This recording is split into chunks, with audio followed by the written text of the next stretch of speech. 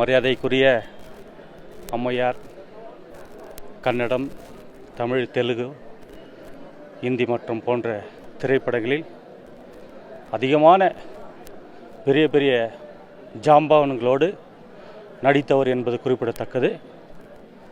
குறிப்பாக கன்னட திரைப்பட நடிகர் மறைந்த ஐயா ராஜ்குமார் அவர்களோடு கதாநாயகியாக பல திரைப்படங்களில் நடித்துள்ளார்.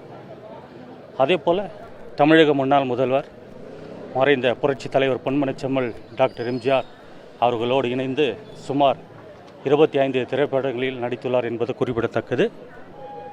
அம்மையார் அவர்களோடு மாத்திரமல்ல, மறைந்த நடிகர் திலகம் செவாலியே சிவாஜி கணேசன் அவர்களோடு 22 படங்களில் நடித்துள்ளார் என்பது குறிப்பிடத்தக்கது. அம்மையார் அவர்கள் தனது 87வது வயதில் இயற்கையில் எழுதியுள்ளார் என்பது மிகவும் வருத்தத்திற்குரிய ஒரு செய்தியாகும். இது தென்னிந்திய திரைப்பட நடிகர்கள் மற்றும் அவருடைய கோடான கோடி ரசிக பெருமக்களுக்கு பெரும் ஒரு சோகமான நிகழ்ச்சியாகும்.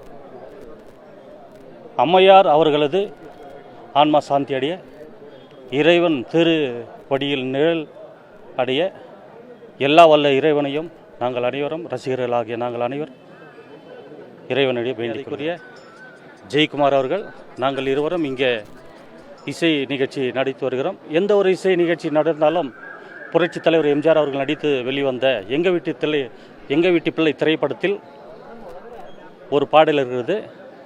குமரி பெண்ணின் உள்ளத்திலே குடியிருக்க நான் வர வேண்டும் என்கிற பாடலை நாங்கள் தவறாமல் எங்களுடைய இசை கச்சேரியில் நிச்சயமாக இடம்பெறும் செய்வோம் என்பது குறிப்பிடத்தக்கது. நன்றி, வணக்கம்.